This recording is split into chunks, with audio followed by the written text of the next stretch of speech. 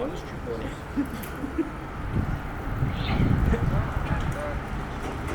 Я в основном, я еще когда вот я анализировал профили, которые мне типа очень нравятся, я в основном подписан прикольно с маркетингом ученых, которые там какие-то вещи интересные рассказывают.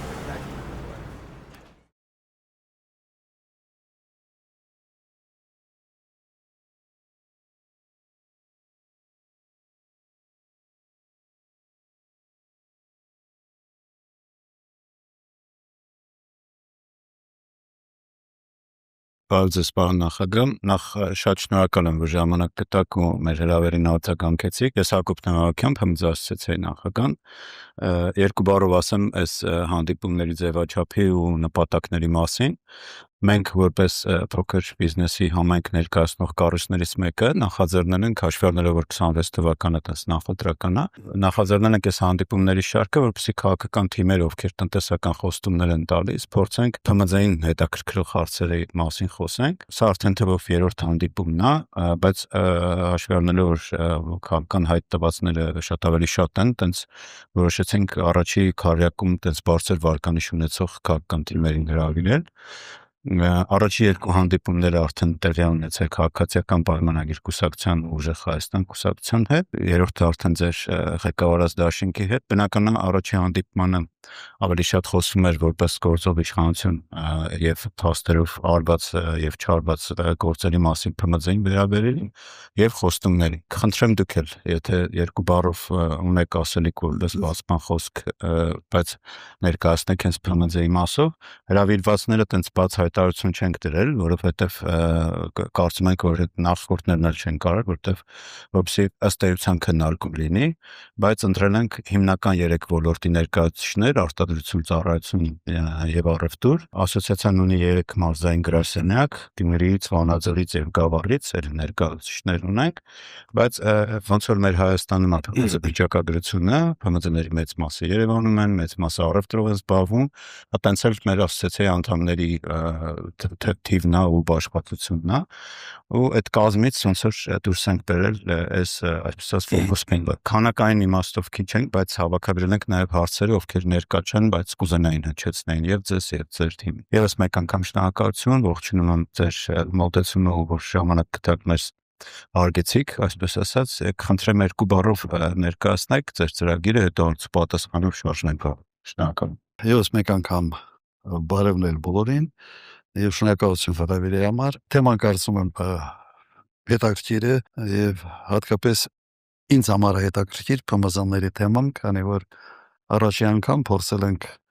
այս դաշտին ավելի մեծ ուշադրություն դարձնել հենց իմ նախագահությամբ, որոք ես կարող եմ ուղղակի շատ կարճ ասել մոտիվացիաների մասին, թե ինչի ենք դա անում, որտեղ այդ տեսանկյունից մոտիվացիան շատ չի փոխվել։ Այն ժամանակ վիճակը աշխատատեղերի հետ զբաղվածության հետ շատ ավելի բարդ էր, ավելի քան 20% էր գործազրկությունը եւ իհարկե առաջի խնդիրը եղել է հետեւյալը. ոնց անել, որ հնարավորինս շատ աշխատատեղեր ստեղծել ավելի քիչ հնարավոր ներդրումներով։ Եթե այդ բանաձևը ասած փորձում ես պրոյեկտել ինչ-որ բանի վրա, առաջի հերթին գալիս է փոքր միջին բիզնես, առաջի հերթին այս փոքր բիզնես եւ կապված էր հետեւյալի հետ։ Մեր ժողովրդի մոտ ձեռնարկատիրությամբ զբաղվելու ձգտումը շատ մեծ է։ Եվ այն ժամանակ, երբ փորձեցի հասկանալ, թե մեր յուրահատկությունը, մեր այսպես ասենք, այս ոլորտի համար մրցակցային առավելությունը որն է, դա հենց դա էր, որ մարդիկ ուզում են զբաղվել անպայման բիզնեսով եւ շատերի համար դա ավելի նախընտրելի է, քան միտեղ վարձու աշխատող լինել։ Նույնիսկ ավելի մեծ աշխատավարձով մարդիկ նախընտրում են ասեն շեֆ չունենալ իր ընտանիքով, ասենց իր շրջապատի մեջ իր թաղմասում իր գյուղում զբաղվել ինչ-որ ձեռնարկատիրությամբ։ Ուրեմն առաջի քայլը ինչպիսին է պետք է լինի, չհանգարել, ուրիշ մի հատ հասկանալ օրենսդրական դաշտը, խոչընդոտներ կան թե չկան, եւ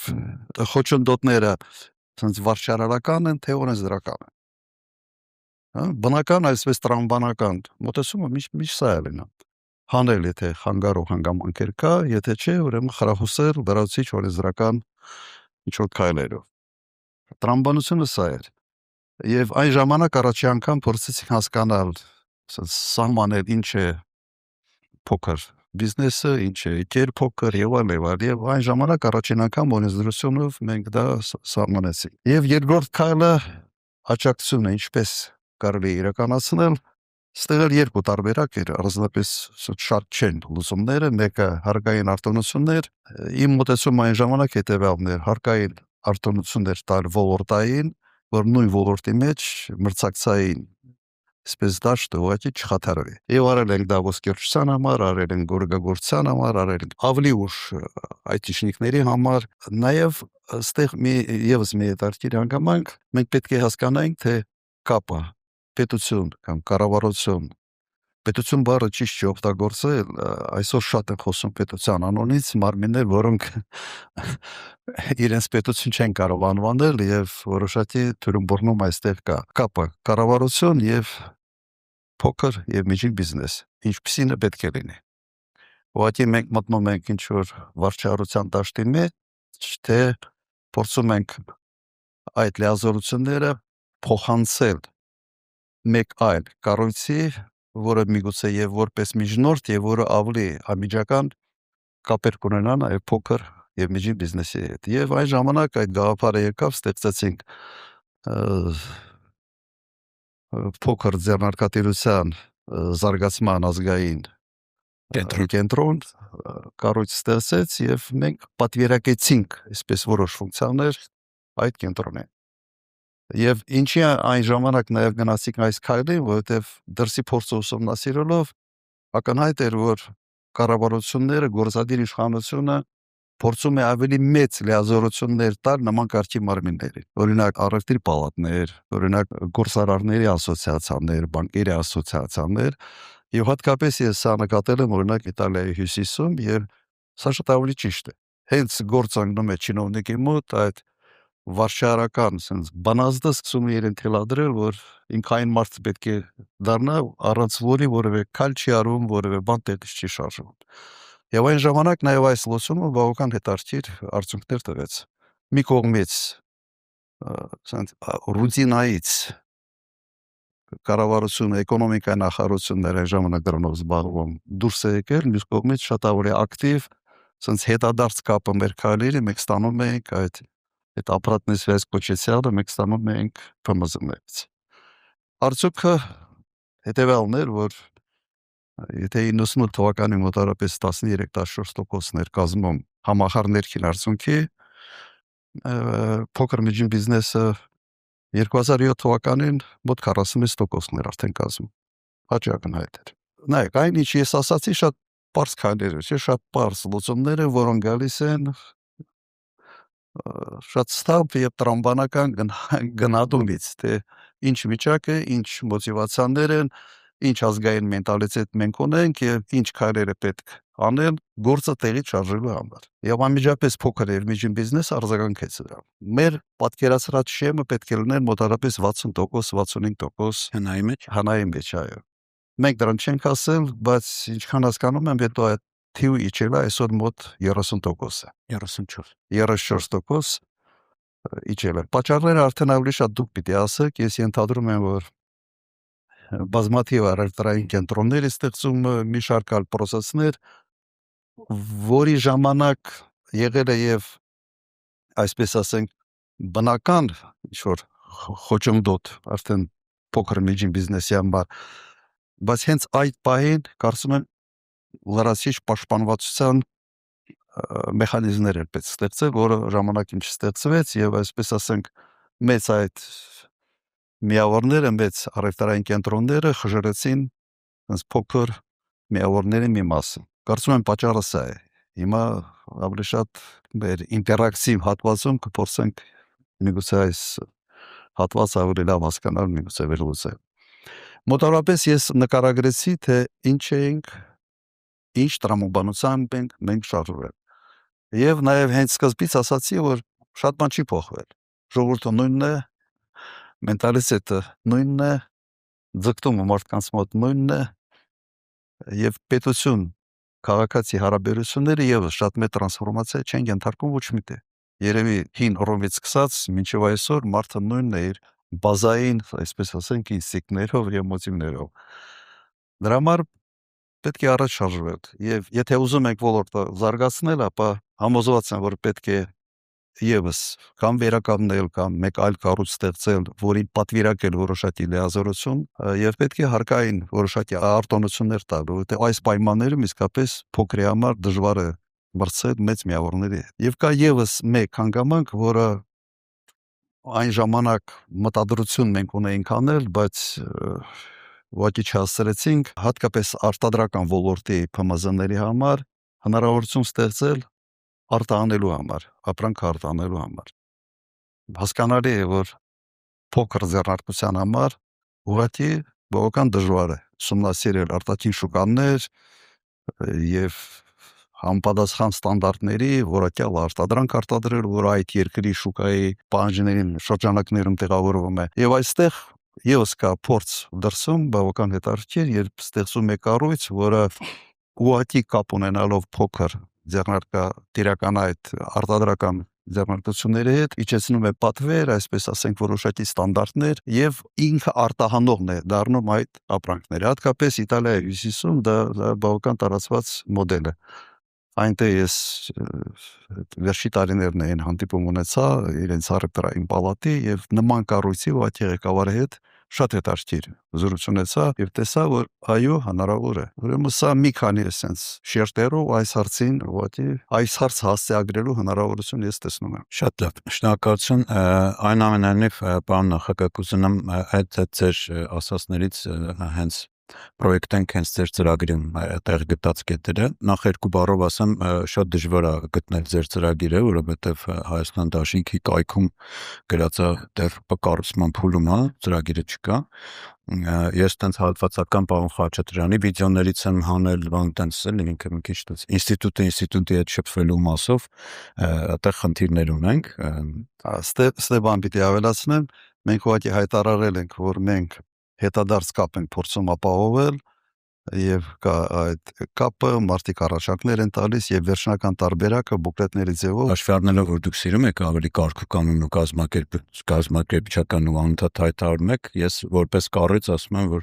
անձնական կապերով ենք բանանում էլի փորձում գտնել։ Հիմա ոնց որ մենք իրար չլսեցինք, որովհետեւ այդ ծրագիրը հիմա մշակման, sense վերջնականացման փուլում են գտնվում։ Եսի նկատի ունեմ, երբ որ հայտարարեցիք մարզահամերգային համալիրում, այդտեղ կար կտորներ, որ հայտարարության մակարդակով եմ ասում, օրինակ, որ ՓՄԶ-ի վճարված հարկերի 100% հետ վերադարձ։ Այո, Այդեն հայտարարեք, դա ծրագրի մասա չէ լինելու։ այո, Այսինքն թեզիսները նույնիսկ որ գրած գտնենք, ես որպես սովորական քաղաքացի եւ որպես ասոցիացիա ուզում եմ գտնեմ, ասեմ, մի հատ կբացատրեք ոնց է, այդ եմ ընդհանրապես ասում, չեմ ասում որ վերջնական ծրագիր է, հետադարձ կապի մասով եմ ասում։ Հիմա հենց ձեր խոսքում ասիք շատ կարևոր է, ես այդ շատ գնահատում եմ, հիմա էլ ցավոք սրտի 2002 թվականին ստեղծված ՓՄԶ զարգացման ազգային կենտրոնը ձեր խոսքում նշեցիք էլի վերջի 4 տարիների ընթացքում փակվել է եւ դրա փոխարեն այդ գործառույթը չի արտապատվիրակվել այլ կառույցի։ Ու մենք որպես երկիր խնդիր ունենք նաեւ այդ 20-24 թվականների ՓՄԶ զարգացման ռազմավարության անկատարելիությունը, հենց OECD-ն իր զեկույցում նշել էր, որ պատճառներից հիմնականը դա է։ Ոնց որ պետությունը կառավարությունը ընդունել է ռազմավարություն, բայց կատարող մարմին չկա։ Մենք բնականաբար գործող իշխանության այդ հարցը տվել ենք, պատկերացումները մի փոքր ուրիշ է, բայց այդ դաշ չեմ մտնում, օրինակ ձեր ծրագրում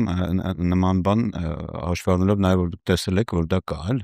դրա վերականգնման մասին խոսք չկա։ Շատ կարևոր էր, որ էլի հիշատակեցիք, որ հենց 2002-ին է ստեղծվել առևտրաարդյունաբերական պալատը իր մարզային գրասենյակներով, որը Եվս ցավոք սրտի այս պահին շատ ավելի թույլ դիրքերում է, էլի այդ sense պետություն մասնավոր երկխոսության մասով, անկախ նրանից որ մենք բիզնես ասոցիացիա ենք ներկայացնում, մենք երբեք չենք համարել դա մրցակից, այլ համարում ենք որ դա ինստիտուցիոնալ կառույց է։ Ու բոլորովին վերջերս իմացա, որ այդ երկրի ցարկման սերտիֆիկատի լիազորությունն էլ այդ հիշատակեցիք եվրոպական երկրներում հիմնականում արդեն մի քանի դար է, ասենք չեմ վախենա ասեմ, գոյություն ունեն այդ պալատները եւ այդ լիազորությունը իրանցն է։ մեր հիմա չես օրենքը ընդունել, որ վերցնում են այդ լիազորությունները այս ձեռքին։ Այսինքն այս հարցերը, որոնք դուք տեսել եք,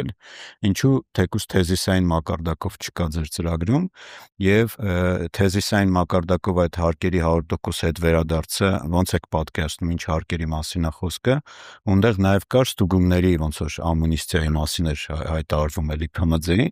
այդ երկու բառով նաեւ այդ թեկուզ թեզիսային մակարդակով կասեք ոնց եք տեսնում։ Նայեք, հարկերի վերադարձը նշանակում է ուղղակի հարկերից ազատել, բայց ընդհանրապես ազատել առանց հաշվառման եւ ուղղակի ճիշտ չենք համարում եւ դրա համար են գրել ուղղակի հարկերի վերադարձ։ Զուտ ճիշտ պատկերացնել դաշտը ենթադրում է, որ որոշակի տվյալների տիրապետել եւ կառավարությունը այդ տվյալների պետք է տիրապետի։ Դրա համար սա ուղղակի նշանակում է ազատել հարկերից բիզնես հարկն է որոշը թե հիմա տարբեր ռեժիմների մեջ են, չէ, հարկային, օրինակ նույն ՓՄԶ-ները, կա օրինակ շրջանառության հարկ, հիմա 5% դարձրեցին 10։ Մեկ այլ կետում մեր ծրագրում հստակ ասում ենք, որ պիտի վերադառնանք այդ 5%-ի։ Ուրեմն սա արդեն ՓՄԶ-ների մի զգալի մասին ուղղակի վերաբերվելու է։ Ինձ համար հասկանալի չէ ընդհանրապես այդ քայլը, ինչի 5% սարքում 10%, որոշ ոլորտներում եթե չեմ սխալվում 7% էր։ Հիմա սա վերադարձ։ Եթե դու այդ հարկային դաշտում ես, դու ներկայացնում ես, դու այդ հարկը վճարողն ես, բայց հետ ստացող։ Եթե այլ ռեժիմների մեջ ես նույնը։ Բայց քո ձեռնարկությունը, քո այդ բիզնեսը պետք է տեղավորվի փոքր բիզնեսի այդ սահմանման, այո։ Թե ինչ ենք մենք սահմանել։ Իդեպ այդ սահմանումը եւս իմ ժամանակ սենց շեմը ավելի ցածր էր, դրանից հետո ավելի են բարձրացրել։ Չեմ կարծում որ դա ճիշտ քայլ էր։ Երևի փոքր բիզնեսը Գերմանիայում կարող ավելի մեծ շեմ ունենալ, բայց Հայաստանում հատկապես երբ անընդհատ այդ մրցակցությունը կա եւ պաշտպանվելու նաեւ կարիք ունի փոքր բիզնեսը, շեմը մեծացնել միշտ ավելի պրոբլեմային է դառնում։ Ավելի հարցն է ուղղակի բարձրացնում, դժվարացնում։ Եվ ես մի երկու բան մոռացել եմ ասել։ Դրա մասին ընդհանրապես խոսակցություն չի գնում։ Բայց հենց սկզբի տարիներն է 98 թե 99 թվականներ, երբ մենք վերանայեցինք դատախազության մասին օրենքը, սովետի ժամանակ կար այսպիսի հասկացություն դատախազության общий надзор, ընդհանուր վերահսկողություն թե ինչ։ Այդ դրույթը հնարավորություն էր տալիս դատախազությանը ստուգել ամեն ինչ։ Սենց общий надзор է, ասել общий надзор եմ անում։ Բիզնեսը, բիզնես չի, չգիտե Պողոս, Պետրոս եւ այլն, բոլորը մոռացել եք դրա մասին։ Բայց այն ժամանակ հենց առաջինը դա փոխեց։ Արգելվեց ընդհանրապես ոստիկանությանը զբաղվել ստուգումներով, ընդհանրապես որևէ կապ ունենալ բիզնես աշխարհի հետ։ Ուղղակի արգելվեց։ Դուք չեք գտնի որևէ դեպք 99 թվականից հետո, որ ոստիկանությունը գնաց, ինչ որ միտեղ ստուգեց, ինչ որ խախտումներ գտավ եւ այլն։ Ուղղակի սա շատ չորով այդ հարցը լուծեցին։ Ազգային անվտանգության մոտ միայն մնաց մեկ ֆունկցիա։ Մեկ ֆունկցիա մաքսանենգություն։ Սահմանը իրենք են վերահսկում մաքսանենգություն։ Ուղղակի առաջարկում եմ գտեք 99-2000 թվականից ես մինչև 2008 թվականը որևէ դեպք որ ոստիկանությունը գնացել է, ինչ որ բան ստուգել, քրեական գործառույթ եւ չկա։ Այդ գործառույթը ուղղակի տեղափոխվել ամբողջությամբ հարկային տեսչություն, հարկային եւ մաքսային։ Եվ սա պաշտպանելու ձևերից մեկն էր։ Երբ որ սենց համազգեստով, սենց պագոններով մարդը գալիս բիզնեսի հետ խոսում է, ընկալում մի քիչ ուրիշ է։ Երբ որ քաղաքացիական հագուստով ընկալում ուրիշ, հատկապես սովետական կենտրոնացված պետությունից մնացած այդ մշակույթը կա։ Այն ժամանակ սենց ասեմ, նույնիսկ դատախազների եւ այդ ծառայությունների համազգեստն են փոխել։ Որտեղ բոլորը ուզում էին սենց զինվորականի պես, սենց գեներալներով ասել ինչքան մեծ, այնքան լավ, այն ժամանակ սա փոխեցինք։ Հետո վերադարձ եղավ արդեն ինձնից հետո։ Բայց միտքը հենց սա էր։ Սա այդ հարցերից մեկն է։ Հիմա պարզաբանումը տվեցին, դե բան մնաց թե չէ։ Ձեր ծրագրային մասով հասկացա այդ հարկերի նկատի ունեք, եթե գերփոքր է, ասենք շրջանառության հարկա վճարում հետ եք տալիս, այո, եթե շահութ հարկա վճարում հետ եք տալիս։ այո, ու սրա ինչ որ ազդեցություն գնահատական ունեք, որովհետև ինձ թվում է կհամաձայնեք ինձ հետ, որ քաղաքական խոստումների տակ միշտ կա նաև այսպես ասած բյուջեի հնարավորություններ ու եթե այս պահին էլ հաշվի առնենք, որ որոշակի փոփոխություններ հնդածս կատարվում են եւ թոշակի բարձրացում եւ այլն, դա բյուջեի վրա եւս բեռ է։ Եվ հակառակը անելը ցանկացած իշխանությունը, որ գա այդ լավ բանը հետ փոխի, դա ծանր է լինում էլ իր համար։ Հակոբ դուք ինձ զարմացնում եք։ Դա խիա ձեզ ուզում։ Դա ինձ պիտի ուզի։ Ռեալիստիկությունն է, օբյեկտիվ առումով։ Ռեալիստիկությունն է։ Հիմա լավ, դուք հիմա հանդիպման եք մի մարդու հետ, որը կարող է ասես միանշանակ ասել, որ ես չունեմ խոստում, որը չեմ կատարել։ Բացեք 98 թվականի նախագահական ընտրությունների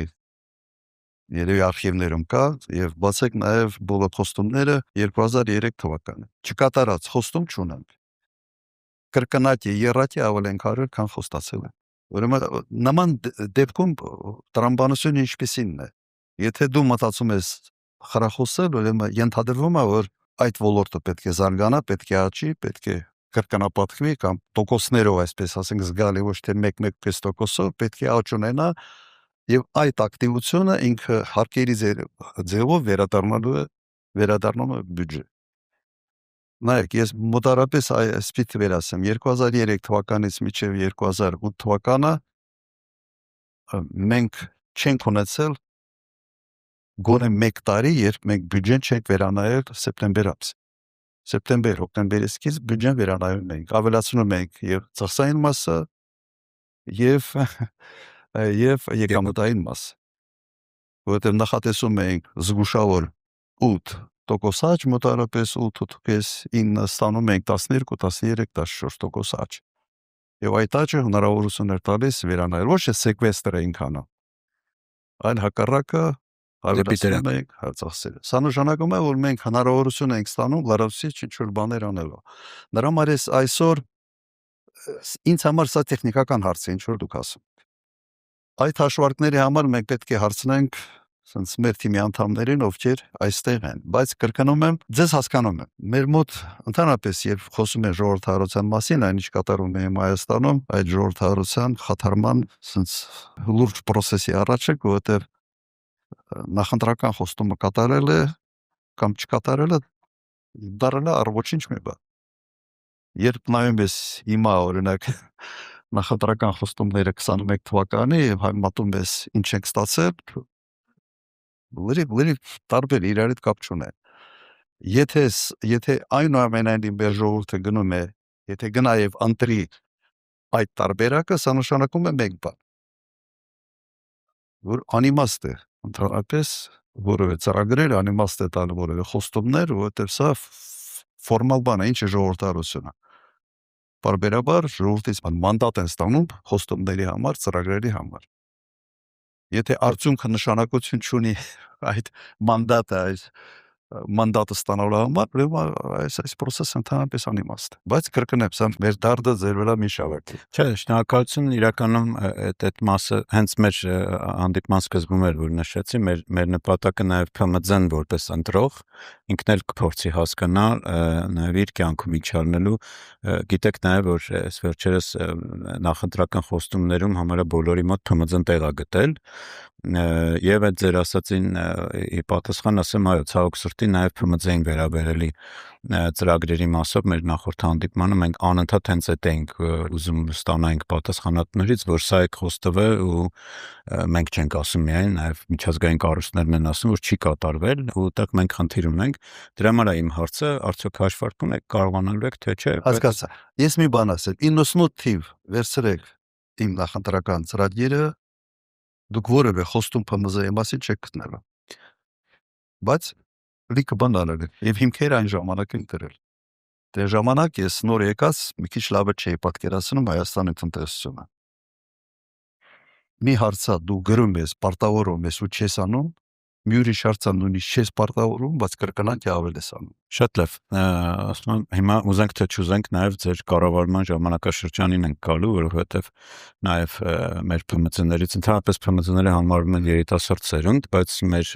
երկրում ՓՄԾ-ները նաև ինձ ու իմ տարիքից ավելի ավագ սերունդները հələ ՓՄԾ են,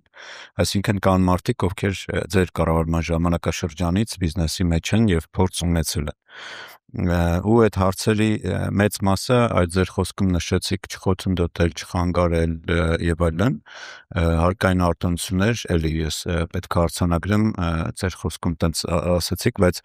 առաջի այդ շրջանառության հարկի մոդելը բարձրացված հարկ կանոնով էլի 2002 թվականին է ներդրվել,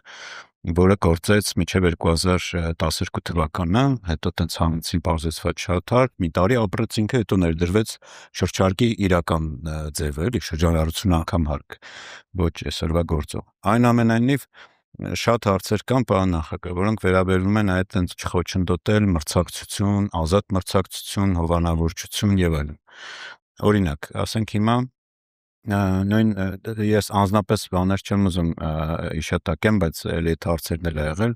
ձեր նախագահության ժամանակ ասենք հայտնի պաշտոնյաներ Մաքսայինի պետ եւ այլն, որոնց մինչեւ հիմա կան գործարարներ, որոնք հիշում են, ասենք որ կոնկրետ խոչընդոտում են եւ եթե իր այդ լավ չլներ դուք Անոններով խնդրեմ։ Հարկայինի պետ ով Մաքսայինի պետ Արմեն Ավետիսյան, Մաքսայինի պետ, որ շատ հայտնի է, ասենք իր մասին է, բայց ես չեմ ուզում իմ անձնական տանեմ, սիստեմայի մասին եմ խոսում։ Կամ նույն 2003-4 թվականից հետո ընտրություններից հետո ազգային ժողովում հայտնվեցին այնպիսի գործարարներ, որոնք ասենք որոշակի ապրանքների խոշոր ներմուծողներն էին եւ արտադրողներ էին։ 2003-4 թվականի արդեն պարլամենտական Այսինքն այդ դրանք հենց այդ ժամանակ սկսվեց նաև ձևավորվել այդ ես չեմ ասում անձնապես ձեր ազդեցության փայղեի կամ ձեր որոշման, բայց մենք ասում ենք այն ինչի հետ որ շփվել ենք էլ։ Այո, շատ բաներ կա, որ փոքր բիզնեսի համար թե այն ժամանակվա էկոնոմիկայի նախարարության ու նախարարի ոնց որ անմիջական մի հատ բառ ունեք ձեր մոտից, այդ ռուչնոյ ուպրավլենյան ազդելը դրա վրա, օրինակ ասենք կան դրական բաներ, ասենք մեր Արմինեն օրինակ որ թշնամիս արտադրող այդ հարցը բարձրացնում էր, որ երևի գիտեք այսօր Հայաստանում 3 անգամ ավելի շատ թշնամիս է ներմուծվում, քան արտադրվում, բայց օրինակ այդ ժամանակաշրջանում հավիձվի ինքնաբավության մակարդակ հասանք, բայց դա անձնապես ձեր ռուչնոյ ուպրավլենիայի արդյունքում է։ Սիստեմայի մասով, համակարգի մասով որ խոսենք, ես ինքս անձամբ չեմ խոսում են, որ ասում են, լսում են, ինքս իմ առաջի քայլերն եմ արել Օրինակ, ասենք հիմիկվա շատ հայտնի գործարար, որ գործող իշխանության падգամավոր է, իր տարածքում տենց հիշում եմ, որ այնտեղ տարածք վերցնել եւ այլն տենց դոլարով վարձակալում էիր, վերցնում էիր, այդտեղ ոչ ՀԴՄ կար, ոչ բան կար, այսինքն ես համարում եմ, այո, այդ դուք ոչ ֆորմալ տնտեսությունը բերել եք ֆորմալ տնտեսության, որտեղ հարկերի մասին օրենքը ընդունվել է 97 թվականին, ու դրանից հետո առանձին հարկատեսակների եւ այլն, այո, շատ բաներ այդ տնտեսությունը գոյություն է ունեցել։ Հետո դա դարձել է արդեն չափելի, հաշվելի եւ այլն, երևի մեծ մասն էլ ազդեցության կհամաձայնեք հույսով եմ ինձ հետ, որ գրանցվել է հենց չգրանցված տնտեսությունը, եկել է գրանցված տնտեսություն, որի արդյունքում է այդ կովկասյան վագր, արագ տնտեսական աճ, բայց դա եղել է, այսինքն ես ինքս եղել եմ տնտեսության մեջ, գեներացրել եմ ինչ-որ արդյունք, բայց ոչ ՀԴՄ եմ խփել, ոչ եղել է այդ ՀԴՄ-ն եւ այլն։ Հետո է սկսվել այդ ամեն ինչը կարգը կանոնիկը։ Ու բնական է, էլի այդ հարցերից հարցը չխոչընդոտել ու մրցակցություն։ Ընդունում եք, որ այդ ժամանակ այնուամենայնիվ ազնիվ ու արդար մրցակցություն չի եղել մեր բիզնես միջավայրում եւ եղել են հովանավորյալներ եւ եղել են մարդիկ, որոնք գործել են ավելի լավ պայմաններում եւ իրենց անձնական կապերի շնորհիվ հարստացել են, կապիտալներ են կուտակել, հիմա ավելի տենց բան դիրքերում են ասում են, դե հիմա եկեք մրցեք։ Նայեք, վերջապես մենք մարդու աշխատանք երբ գնահատում ենք կառավարության կամ որևէ մի կառույցի, պետք է գնահատել երևի հետևյալ կերպ. ինչ վիճակում է ստացել, ինչ վիճակում է հասնել, չէ՞։ Երևի սա է։ Համեմատության եզրեր չկա, թե ինչ վիճակում ենք ստացել։ Հիմա եթե օրինակ մի նախադասություն հնչեց, որ գրանցման հաշվին տոկոսը ավելացավ բիզնեսի հաշվառման հաշվ։ Լավ։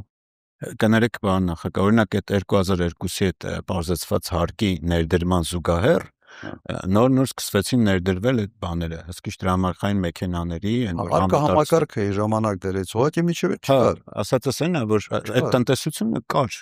այսինքն այո, շատ բաներ դուք եք արել, բայց այդ տնտեսությունը կար, որը սկսվեց հաշվառվել, դա նկատի ունեմ։ Եթե հնա եղել է 90 թվականին մոտավորապես 1.8 միլիարդ դոլար։ Եվ հետո հնան դարել է 12.5 միլիարդ դոլար։ Դուք ուզում ես արա դա հաշվառման հաշվին չես կարող այդպիսի արդյունք ունենալ։ Եթե բյուջեն եղել է 300 միլիոն դոլար, եւ հետո դարել է 2-4 միլիոն։ Հետո դուք ձեր ժամկետի վերջում եք, այո, 10 տարում, բայց 10 տարում մենք միջին տարեկան աճը եղել է 10.5%։ Եվ երրորդ իմ ժամկետում միջին աճը տնտեսության եղել է 12.5%։ Դա չի կարող միայն այսպես ասենք հարկային դաշտ բերելու հաշվին, չի լինում այդպիսի բան։ Վերջում մենք ամեն քայլափոխը մենք տեսնում ենք ինչ էր կատարում։ Ես եթե հիշեցնելու կարիք է, հիշեցնեմ փողոցներում բենզինը կանիստրով է ցախ։ Եվ եթե մտածում եք թե ինքը իրենով sense միանգամից այդ բանը փոխվեց, չէ։ Ուղղակի սարին հավաքել եմ, ասել եմ մի տարի ժամանակ։ Մի տարի հետո մեկին կանիստրով փողոցում տեսանք, մի հատ բենզավոզի մոտ բենզին ծախելուց, ուղղակի չներանաք։ Մի տարի հետո վերացա։ Եթե թողեի կարող ալա մի 5 տարի կանիստրով բենզին ծախեին փողոցներ։ Ուզում ասեմ, մի ժամանակահատված է եղել, որտեղ պետք էր եւ վարչարություն եւ ճիշտ քայլեր։ Այս հերթականության։ Հիմա հարցը հետեւյալն էր, չէ՞։ Ամեն ինչ արդար է, իհարկե ոչ։ Ես այն ժամանակ տնտեսությունները ասեն ջունգլիոտ էր, իսկապես ջունգլի էր։ Փորձել ենք այդ համակարգից փոքր դատախազություն, իրավապահ մարմիններ փոքր, դեռ ոստիկանությունից ոչ ոք չի բողոքել, որովհետև չէր մտնում։ Հիմա հարկայինի հետ եք ավելի շատ երևի աշխատել, ոչ թե մաքսայինի հետ, ենթադրում եմ։ Հիմա հարկայինի պետով է 7 տարի Ֆելիքս Փյուրմանն է եղել։ Մի հատ գնացեք նայեք, ինքը հիմա ասենց օլիգարխ է, ինքը քանի բիզնես ունի։ Արմեն Ավետիսյանի վերաբերյալ ավելի շատ անուն դեր հելած, քան ամանը կոպիտ ասած։ Այսօր Արմեն Ավետիսյանը մի հատ հասկանանք էլի, քանի առևտրային ցանցի տերը, ասենց այդ process բաների վրա ամեն ինչի վրա ազդող բիզնեսներում երևում է թե չի երևում։ Ինչ որ են լսել, որ ինչ որ մի հյուրանոց ունեն։ Ուրիշ բան չեն լսել։ Եթե օրինակ Սիցի առևտրային ցանցը լիներ Արմեն Ավետիսյանը, ես կասեի, ես ճիշտ եք ասում։ Լավ աշխատել, թե վատ աշխատել, պլանները տալիս էր։ Ենթադրում եմ, որ այդքան խոսակցություն կար, ուրեմն լիք ուրիշ բաներ էլ ա եղել։ Չեմ ասում, որ չի եղել։ Բայց չի եղել դեպք, որ լուրջ ինչ որ խնդիր եւ ինձ հասածելներ եւ այդ հարցի լուծումը շատ արագ չստանալ։ Սա կարող եմ միանշանակ ասել։ Ինչ վերաբերում է փոքր միջին բիզնեսին, ապա իմ վերահսկողության ծառայության վրա ուղղակի խնդիր էր դրած։ Հանկարծ մինտեղ փոքր միջին բիզնեսի ինչ որ դեղացնում են, ուրեմն եւ բոլորը գիտեի։ Երբ որ դիմում էի, բարձրական շատ արագ։ Մի բան էլ ես ավելացնեմ, ինչ էինք անում։ Այ հիմա խոսում են, ընթացքում հիշում եմ, ցած ամեն ինչի հիշողության մեջ պահելը մի քիչ դժվար է։ Առնվազն տարեկան 2 անգամ հանդիպում էի փոքր միջին բիզնեսի ներկայացուցիչների հետ։ Հանդիպում էի ֆերմերների հետ։ Հանդիպում էի օրինակ բանկերի ասոցիացիայի հետ առանց կենտրոնական բանկի նախագահի մասնակցությամբ։ Հատուկ իրեն չէի կանչում, որ այդ ազդեցությունը ասենց ավելի པարզ անկեղծ խոսակցություն ունենամ ցենց բանկային համակարգի հետ։ Այդ հետադարձ կապի բանը միշտ փորձել եմ ստանալ եւ ասել, որ ասենց ասեմ, այդ կա շատ մեծ քայլեր, որոնք արվել են, այն ինչ որ դուք ասում եք, երբ այդ fine tuning կոչեցելն է, որը անընդհատ ցենց պետք է անել եւ ինչքան պետությունը գոյություն ունի, այնքան այդ շտկումների կարիքը լինելու։ Շատ լավ, պարոն նախագահ, ես չեմ ասում չի արվել, ես ընդհանրապես ասում եմ, որ այո, դուք եք նշում, մինչև 90 պատերազմներ հետ պատերազմյան շրջան շատ դեպքերում ժամանակ էլ չկար ոնց որ տնտեսական օրենքներ ու կանոններ անել, ձեր արչապետությունից սկսած ու հետո նախագահության սկսվեց այդ կանոնները դրվել, տնտեսական, հարկային, չգիտեմ, մաքսային եւ այլն։ Ու որոշ բաներ, չեմ ասում ամբողջը, այսինքն այդտեղ կա ոչ մեկ հիմա հաշվարկ չունի, թե այդ ֆորմալ տնտեսության, որը չկար չեր երևում, այսինքն ոչ ֆորմալ տնտեսության ինչքանը ֆորմալացավ, ու այդ ձեր ժամանակաշրջանի տնտեսական աճի քանի տոկոսն է այդ։ քարտերի մասը։ Ու երկրորդ 2026 թվականին գալ նորից երկրի ղեկավար, բնական է հիմա գիտեք արդեն սկսած ID քարտերից, էլեկտրոնային բաներից հաշվետվություն հանձնելուց, որ այն ժամանակ տենց հաշվապաներով գնում ենք, տենց հերթ էիր կանգնում մի հատ ինչ-որ հարկայինի բաժնի պետի մոտ կոնֆետով, չգիտեմ ինչով, որ քո հաշվետվությունը ընդունի գրիչով վրան ուղում էր, ասում էր գնա այս թիվը սենց գրի բեր, էլի, այսինքն այդ ժամանակների մասին եմ ասում։ Ու էլի անձերի մասով չեմ խոսում։ Հիմա պարոն Սոլակյանին նշեցիք, Ֆելիքսին անձնապես առիթ ունեցել եմ իր այդ աշխատելու պետական հատվածում, անձնապես իր մասով չեմ ասում։ Ասում եմ, որ չկար սիստեմաները դրվել, որոնք այո, պետք է արվեր ու բերել է նաև այդ տնտեսական։ Հիմա 26 թվին ուզենակ էլ տենց ջունգլիներ չի, էլի, այսինքն ուզենակ էլ քանդել չի լինելու։ Արդեն շատ բաներ, շատ ավելի առաջադեմ ենք։ Մենք մի ժամանակ կար նույնիսկ մեր թվային գործիքներով ԱՊ երկրներում հարկայինի թվային գործիքներով առաջատարն ենք։ Այ հիմա ո՞նց է կանելու, որ մարդկանց մոտ, այսինքն մեխանիզմներ հնչեցրեք հաշվի առնելով, որ ԹՄԶ-ի հետ եք խոսում, որ նույնիսկ այդ վատ, լավ, լսելով, չլսելով այդ օրինակները, այդ մրցակցության ավելի ճիշտ մեխանիզմներ լինի եւ հավասարակշռված եւ մարդիկ հավատան դրան։ Նայեք, ընդհանրապես տնտեսավորումը պետք է հարկայինի դեմք չտեսնի։ Այդ հնարավորությունները կա։ Այն ժամանակ նույնիսկ արկա համակարգը նոր էին դրել եւ իմ միջամտությամբ էր, երբ մենք հնար USAID-ով այդ համակարգը դրեցին։ Պետք է երես չտեսնի։ Հիմա աշխարհի փորձը երևի ամենից լավ sense զարգացած այդ համակարգը այսօր Էստոնիան է եւ Ռուսաստանը շատ է Հայաստանից առաջ անցել հենց այդ налоговый կաբինետ կոչեցյալը։ Մարդ իր iPhone-ով բոլոր հարցերը լուծում է հարկային տեսության հետ։ Ես ցանոթներ շատ ունեմ, վերջի այդ ընկերությունը կա, ասում են հարկայինի դեմք չեն տեսնում։ Իհարկե պետք է այդ համակարգերը պետք է ներդնել Հայաստանում եւ թվայնացումը այսօր հասանելի է եւ յուրաքանչյուր երկրի համար հարցը այդ կամքը դրսևորում է թե ոչ։ Երբ որ մենք մտցնում ենք մի շարք sense հարցեր էինք լուծում, օրինակ քացարողի համակարգ դիմադրությունը մեծ էր, որտեղ մենք ինչ էինք ասում ենք նախարարը գալով գնալով չպետք է ամբողջ նախարարությունը հետը փոխվի։ Իհարկե նախարարը դիմադրելու է, որտեղ նախարարի համար դա ինչ-որ ինվոցակ է, մի հնարավորություն է, մեր ԽՄՑ-ի առումով մեր հատուկ յուրատուկսերը, sense խնամեցամդ բարեկամ այդ համակարգի, բայց այն ժամանակ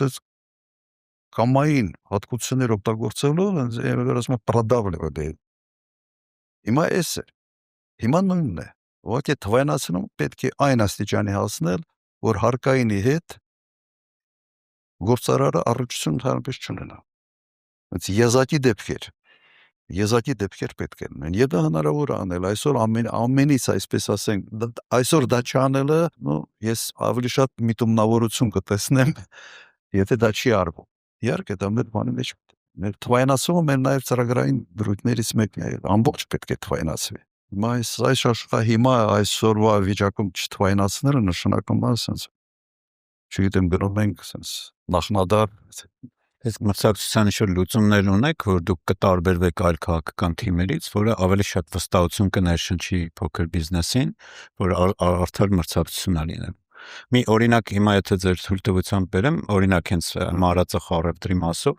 անցած տարվա նոյեմբերին Համաշխարհային բանկը հրապարակեց զեկույց Մանրածախ առևտրի մեր 4 սուպերմարկետներ էս մյուս թիմերին էլ եմ տվել այդ հարցին զբաղեցնում են մեր Մանրածախ առևտրի ագրոցի բաժինը դրանցից մեկը դրանց միջի այսպես ասած 40%-ից ավել հիմա ասենք փոքր բիզնեսին որ ասում ենք հայտնվի շուկա արտադրի իր առաջի խնդիրը ոնց ծախեմ եթե այդ սուպերմարկետներից եմ կախված որոնք նաև փոխկապակցված իրենց ներմուծող վերավաճառող եւ այլն ունեն Ստացվում է, որ մենք նույնիսկ համադրելի երկրների հետ նամանավանդ այդ զեկույցում համեմատություններ էր արվել, ասենք նույն եվրոպական երկրների եւ Էստոնիա, Լատվիա, նույնիսկ նրանց մոտիկ չենք։ Այո, նրանք էլ ունեն սուպերմարկետներ, բայց տենց մեծ կենտրոնացումը, բայց այսօրվա մեր մրցակցության հանձնաժողովը ասում է ըստ մեր օրենքի դա կենտրոնացում չի, առողջ մրցակցություն է։ Ոսում հասկանում եք ինչ, այսինքն որ ուզենանք ապացուցենք, որ ամեն ինչ լավ է, ցանկացած օրենքով կապացուցենք։ Հիմա ինձ հիշեցել եք երբ հաստատեցել այդ մրցակցության հանձնաժողովը։ Չեմ հիշում։ Չեք հիշում։ Չէ։ Իմ նախաձեռնություններ։ Մենք ենք ստացել։ Չի եղել որևէ անկախ հանձնաժողով Հայաստանում գույություն չուներ։ Այն ժամանակ են ստեղծվեց այդ մրցակցության հանձնաժողովը։ Այն ժամանակ իմ ժամանակ ստեղծվեց էներգետիկայի անկախ հանձնաժողովը եւ իսկապես անկախ էր աշխատում։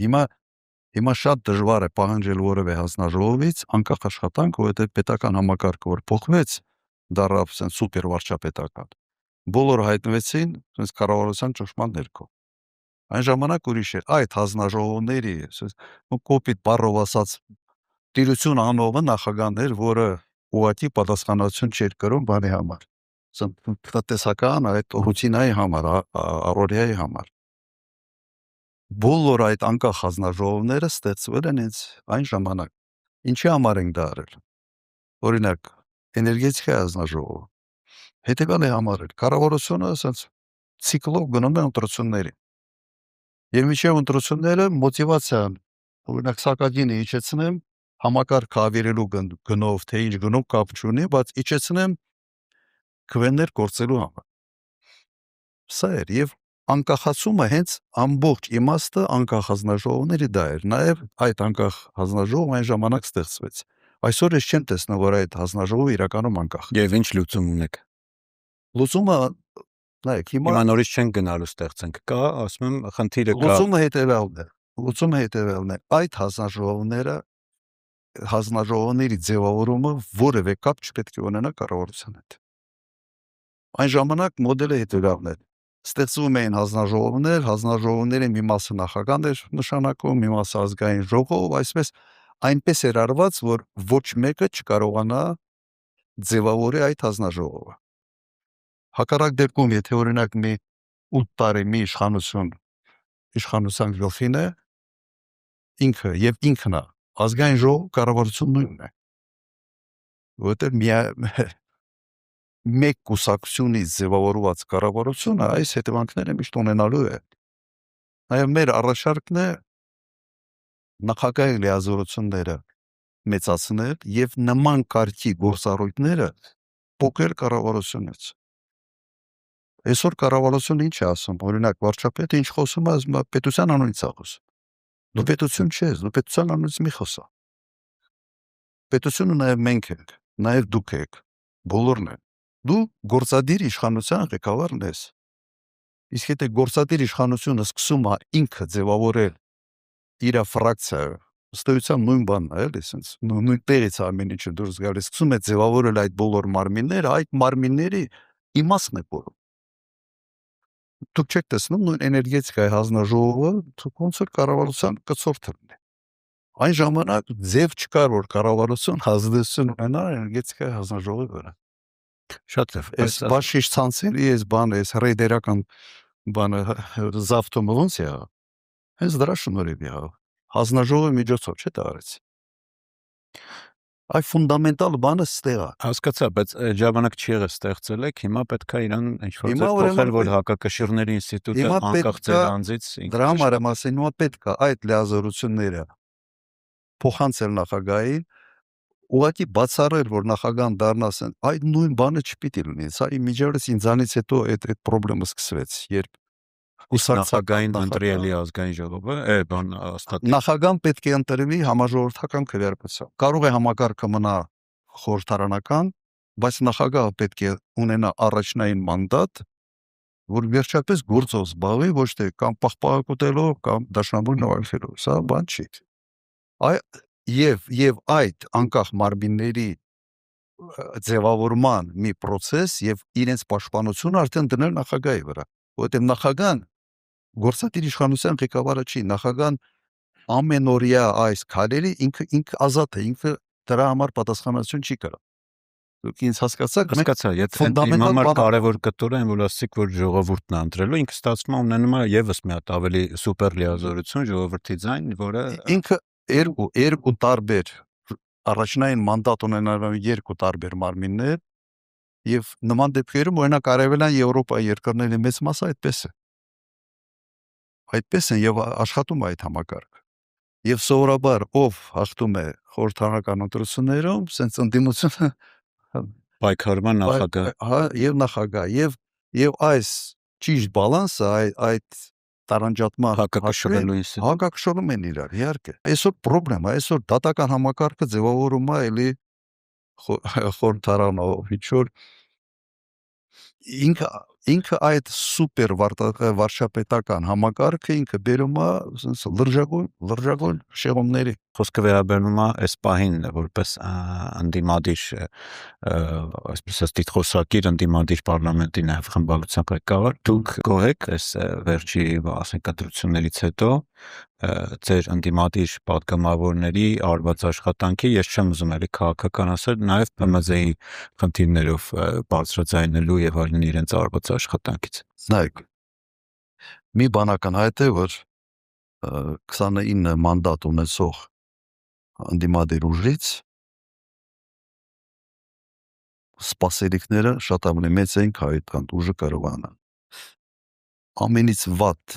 տարբերակը այն է, ինչ այսօր մենք խորհրդարանում ունենք, երբ մեկ քաղաքական միավոր կարող է յուրաքանչյուր որոշում կայացնել եւ իր գիծը տանել։ Նայեք, ես եղել եմ 10 տարի նախագահ։ Մենք չենք ունեցել 3 կուսակցությունից բաղկացած երբևիցե չենք ունեցել խորհրդարան։ Միշտ խորհրդարանը ձևավորում էր 5-6 միավորից եւ միշտ եղել է կոալիցիա, իշխող կոալիցիա։ Եվ սա նշանակում է, որ մեկ քաղաքական ուժի առնվազն կոալիցիայի շրջանակներում իրար հետ պետք է հարցերը քննարկել։ Այստեղ նստած են դաշնակցության ներկայացուցիչները։ Շաբաթը մեկ անգամ իմ մոտ հանդիպումներ է եղել այդ կոալիցիոն կուսակցությունների հետ։ Լրջագույն հարցերի շուրջ քննարկումներ է եղել, միշտ եկել ենք համաձայնության, բայց այդ համաձայնությունը եղել է քննարկման արդյունքում բալանսի բերելու։ Երբեք չի եղել, որ ինչ-որ մեկը երազը մի բան տեսնե, ասենց SMS գերի, ասի բոլորը սա պիտի անենք։ Հիմա խնդրեմը սրա մեջ է։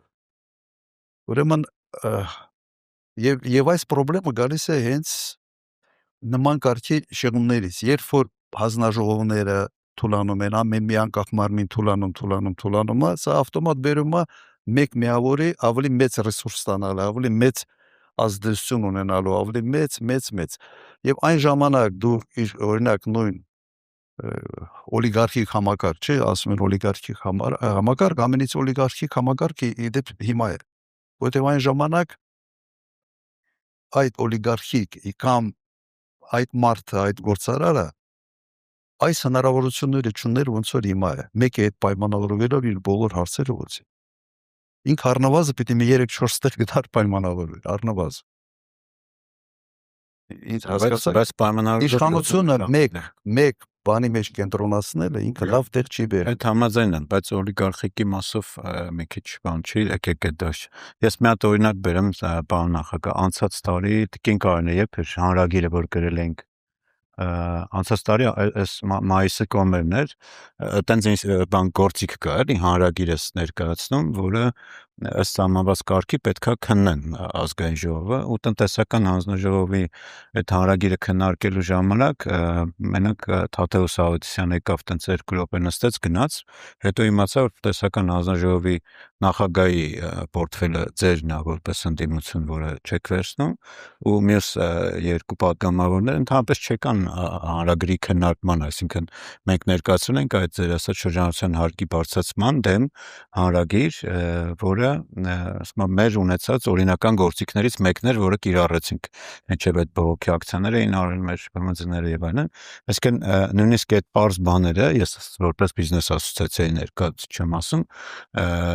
անձնապես եւ պարոն Մինասյանին գիտեմ եւ պարոն Խաչատրյանին, այսինքն անձնական բան չեմ ասում, այլ կա այդ խոսակիր հասկացա, ես նա այդ հանրագրի քննարկմանը մենք ինձ մի խոսացրեք։ Չեմ Ինձ ասել, ինձ մի խոսացրեք, որովհետեւ ես էլ հետեւյալը կասեմ։ Հենց բողոքի ցույցալն է,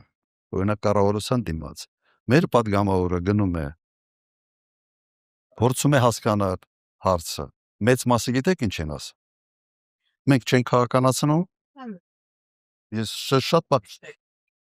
Մենք չենք քաղաքականացնում, մենք հույս ունենք, որ մեր հարցերը կպայմանավորվեք, դուք որ սկսեք, մեզ խանգարելով եք։ Եվ դրանում մեղադրում եք այդ փոքր բիզնեսին։ Ես չեմ մեղադրում։ Մերոպա, ես չեմ մեղադրում, համակարգն է այդպեսին։ Բայց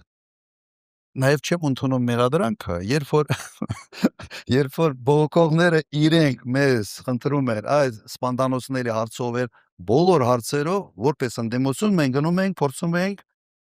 հասկանալ թե ինչով մենք կարանք օգնել 90 դեպքերի sense 10-ից 9 դեպքերում մեզ խնդրում են ասում են մի քաղաքականացրեք մենք չենք ուզում քաղաքականացնել մեզ հանգիստ թողեք մենք հույս ունենք որ կպայմանավորվենք Սա հագարես հայենց համագարկից։ Դուք դժգոհում եք ինչ-որ օլիգարխներից, չէ՞։ Դժգոհում եք։ Ամենից վատ բանը եւ պետությունը ինքն է օլիգարխ դառնում։ Երբ պետությունը ինքը դառնում է օլիգարխ, ամենից վատ բանը դա է։ Որտեղ նման դեպքում արդեն, սենց ասեմ, հենց թվում է թե այդ պետության ղեկավարը դառնում է մի մարդ, որը համարում է, որ ինքն է պետություն, ես եմ կառավարություն, ինչ ուզեմ դա էլ անեմ, ոնց ուզեմ դա էլ անեմ եւ մոտիվացիա ձևավորում ծմահ մնալ այդ պաշտոնը։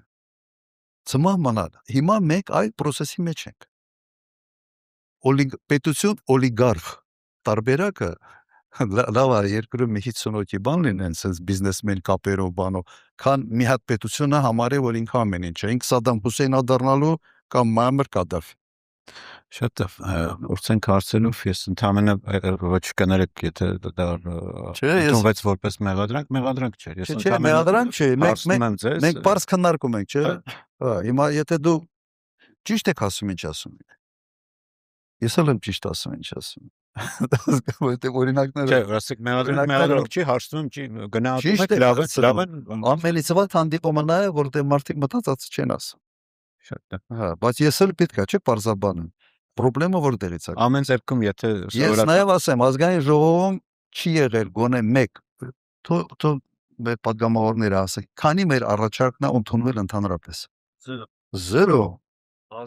0 Եվ անցնում է ինչ որ մի ժամանակ, երբ արդեն ասում են լավ անիմաստ է։ Մեկը ոչինչ բան չի ընդունում։